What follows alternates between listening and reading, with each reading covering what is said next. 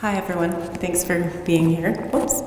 And I'm really honored to be here today to celebrate Lindsay Montgomery being the new recipient, the 2018 recipient of the Winifred Chance Award. Lindsay and I have been friends for a really long time, and we actually overlapped at Sheridan College for about a year, and so she's someone I'm really, really thrilled to be here for tonight to discuss the impact of the Winifred Chance Award on my own work. So this is some examples just of the work that I've been making in the last few years. This is a detail shot from the show that was mentioned before, the Canadian Bestiary. But I'm going to go back a little bit to just give you a little bit of more of an overview of earlier work, because it comes back into how I ended up using the award.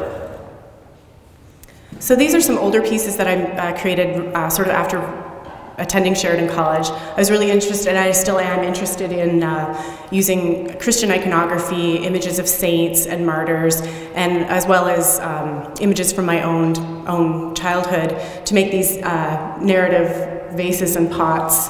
And I did this kind of work for a very long time, for about 6 years in my studio, before I decided to make a pretty big life change and go to The Ohio State University and do my master's in ceramics. So here's just another example of this black and white sgraffito etched ceramics that I was doing when I was working in Toronto after I left Sheridan. So things changed when I decided to go, when I started studying at The Ohio State University. I started actually using molds to create my work. I was using commercial molds, mainly of saints and animals, and combining these objects to make these hybrid beings that were still very inspired by Christian saints, martyrs, and but also there was this new element of these animals that kind of came into it. So I was substituting animal heads, or human heads with animal heads, and kind of playing around making these sort of strange, kind of religious themed hybrid creatures. This is a detail from an exhibition, my actual MFA exhibition that I had at The Ohio State University. Here's just some detailed shots of some of the pieces that I was making at that time. So this is around 2009, 2010. This is a piece that I made for the Gardner Museum, the RBC People's Choice Emerging Artist Award, and it sort of elaborates, it's like an elaboration of this interest in saints and animals and hybrid forms. So I created quite a larger piece for this exhibition, and started playing around with adding like multiples of objects. And I started making my own molds at this time, casting toy animals that I would find at thrift stores or you know, just any place I could find them, and just kind of cutting them apart and making these new animal parts that I could attach onto to these saint bodies. And just some more examples of some of the work. I used a lot of sheep in my work, and there's just a piece. This piece on the right is called Monk, and it's the body of Saint Mary with the head of a rabbit. So this brings me to, just a very short overview, but this brings me to being the recipient of the 2013 Winifred Chance Award, which really did have a large impact on my career as a ceramic artist. I found myself in 2014 landing in Berlin, Germany, where there was lots of graffiti, of course, and it was really just, I had never really traveled before, so it was quite an eye-opening experience for me, and I started doing this my residency at the Zentrum for Ceramic, run by Thomas Hirschler and Katja Witt, and they're an amazing couple. They have this really wonderful residency in Berlin, and they have artists from all over the world coming to spend months or sometimes even a year at their studio. And artists such as Richard Notkin, Linda Sorman, Zimra Viner, Jeffrey Mitchell, Julie Moon, so many people that I know and don't know have been to this residency. So it was a really big honor for me to be able to be a part of this. The beautiful thing about this residency was that it was tucked into this little courtyard in Pankow, Berlin, which is like a neighborhood that's kind of out of the way. So it was really, really quite a beautiful setting. Lots and lots of leaves and trees. And this is the studio building here where the artists would, there are only a couple of artists at the time, so it's quite a private situation. This is the residency in the fall, which is kind of when I was there.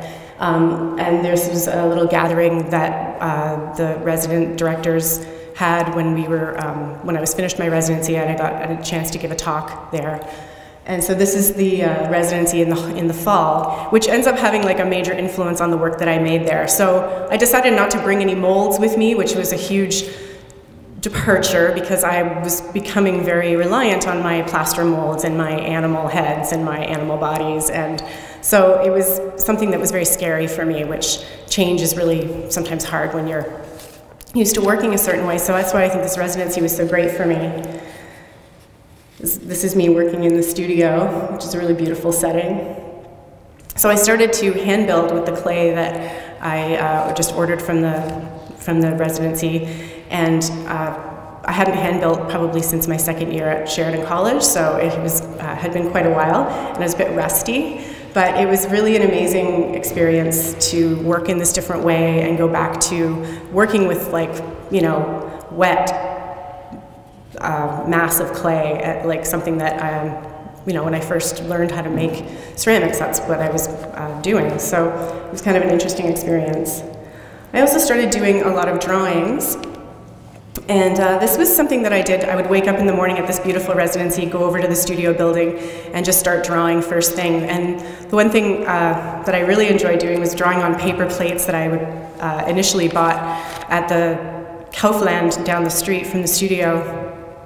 Because they are these paper plates that normally you would get what are they called, those currywurst hot dogs on. And so I started using those currywurst plates to make these drawings. And it was really wonderful because I got to finish one sort of every day because they were just this little frame. So it was a really fun exercise. So I actually ended up doing one almost every day, and I ended up with this whole huge wall of these plates. The other amazing thing about this residency was that because it's in Berlin, basically the residency directors really wanted you to get out of the studio and see the city and see all the cultural wonders that it had to offer. So I did a lot of that. I would go to the Gemälde Gallery a lot, which is the painting gallery, and a lot of medieval painting, which of course was something that I was very interested in doing, and they just had this wonderful collection. Lots of great frames and gold and saints, and just really lots of Christian iconography that I could really just spend the day looking at. So here's just some examples of some of the things that I saw, because I spent a lot of time like wandering around the city.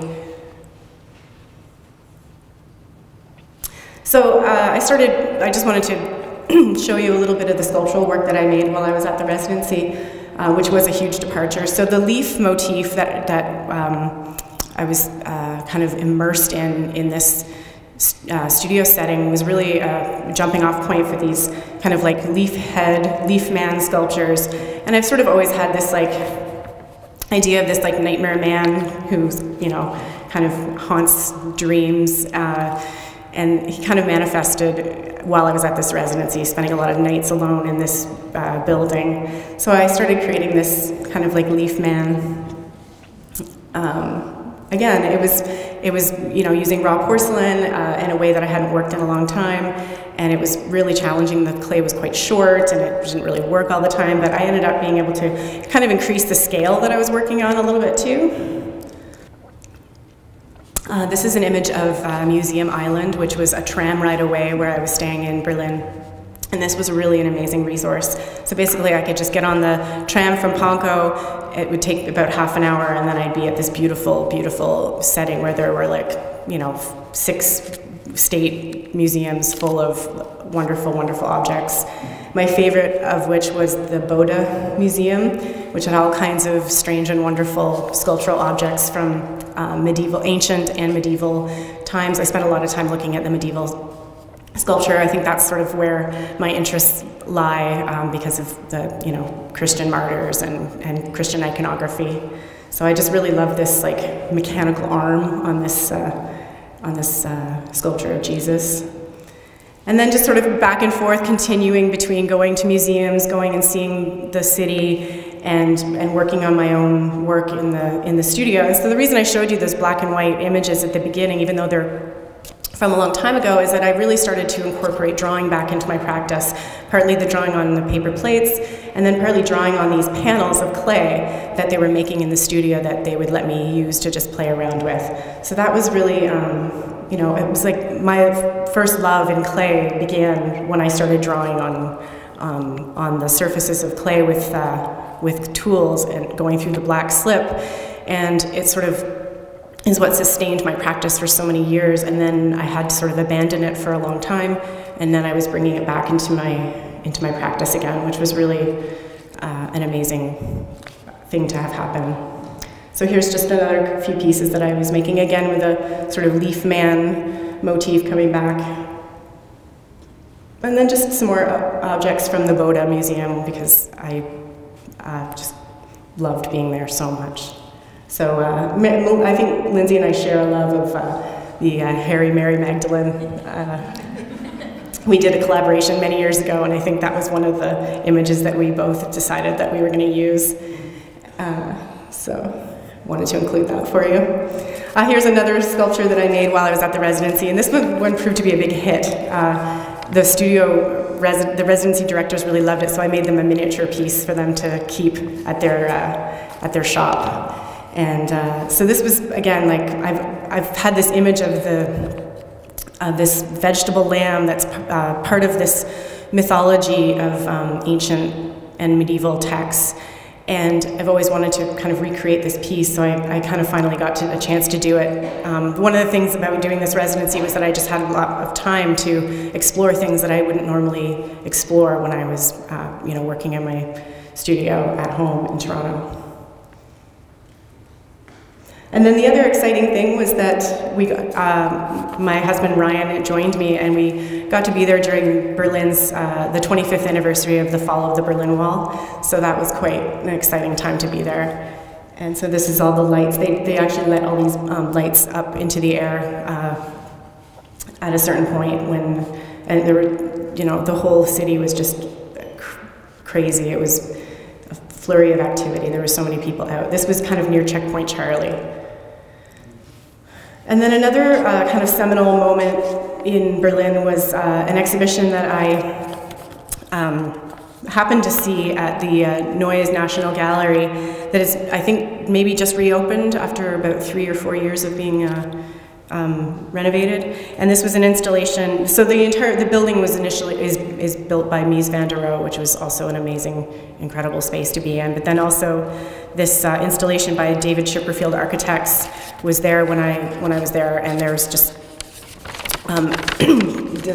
he installed 144 tree trunks in this huge space, and it was just quite immersive and really just really lovely to be in this space. And there were it was called the Festival of Future Nows, and there was performances, sculptures by 100 artists associated with the Institute for Raumexperiment at the Berlin University of the Arts. So the work that, and this comes into the work a bit later, but the work that I made in Berlin was actually slated to go to a show that I was having at Harbourfront Centre, a group show that I was participating in, curated by Patrick Macaulay, called Stopping by Woods. And I was sweating the whole time, thinking, like, what am I going to do? Am I going to be able to make all the work and ship it back? And luckily, it shipped back from Berlin, and it all got there in one piece, and I was able to show it at this exhibition. And so I really, wanted to talk about my experience of just being surrounded by leaves and sort of being in this really kind of immersive space of this little spot of nature in this big, vibrant city. And it was really, and all the little secret things that would happen in the piles of leaves that I'd see outside my studio. And so I think being part of this exhibition, stopping by Woods, was really perfect final resting place for this work. Although it's actually, most of this is out in at Slate Fine Art Gallery in Regina. So. And then this is work that I made, again, like another, you can see the influence continuing at a show that I did in Toronto at a gallery called Verso, and this show was called Mirabilia. It was just sort of expanding on these themes of forest and trees and strange leaf man. And I got to, and I'm still doing the drawings. I don't have a studio right now, it's being renovated, so I sit at my kitchen table and I do all these paper plate drawings. I brought a whole bunch of paper plates back, and I get to sort of continue. And the drawings are getting, more sophisticated, and I think a little bit, I'm learning about the parameters of the plates, and it's really kind of bleeding back into my ceramic practice, back and forth, drawing, making, and it's really been an interesting exploration. And continuing with the drawing on clay, and it's something that I don't really want to lose anymore. Like now that I've had a taste of it again, I'm really interested in sort of maintaining that in my practice. And then just the image of the trees that I showed you earlier, I really feel like it took a couple years, but when I was commissioned by the Gardner Museum to do this show that referenced or commemorated the Canada's 150, and I spoke with the Kelvin Brown who had asked me to do the show, and we really talked about creating an immersive experience for the viewer that sort of had these reflections about Canada and my reflections of Canada. And I guess the tree trunks just kind of came back, and I'm not sure if I really thought about them, and then when I was going through my images, I made the connection. So I just wanted to show you this image of the tree trunks that I installed in my exhibition at the Gardner Museum. Directly related, I think, to that one that I saw in Berlin. This is just a detail of the piece called Reliquary. And this is the larger exhibition. And then I just wanted to show you just a few details from the show, because I think that hand building in Berlin really brought me closer to connection with clay again that I hadn't had in quite some time. Slip casting and mold making, you're not as immersed in the clay all the time. It's sort of like there's a lot of steps to get to before you get to the clay part of it, and I love all the steps of the mold making process, but I think using paper clay and wrapping these sort of bandages around these objects is sort of making it's just, I think it directly relates to that time I spent kind of exploring with clay and exploring with porcelain, and I'm really excited for what's coming next. So I'm just going to go through a few of these.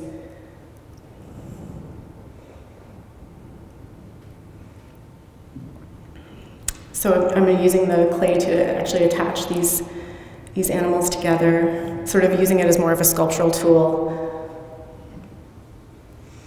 And then this is more recent work that I just made for that exhibition out in Regina, Saskatchewan. And I think that it's just, I can really see the relationship between all the work that I did in Berlin and the opportunity that I was given to have 3 months of just solid personal exploration, just going out into the city, trying to understand a different culture, seeing all these beautiful museums, and I think that, it really directly influenced what I'm making now. And although it's not always that, easy to see all the time, and as Sheila mentioned, the next exhibition, I'm sending a piece to the Getty Museum, so that's a thing that I'm doing, and I'll be hopefully getting the studio set up. But I'm really excited that I feel like being the recipient of the 2013 Winifred Shantz Award really propelled my career as a ceramic artist, and I know it will for Lindsay as well. So anyway, thank you very much.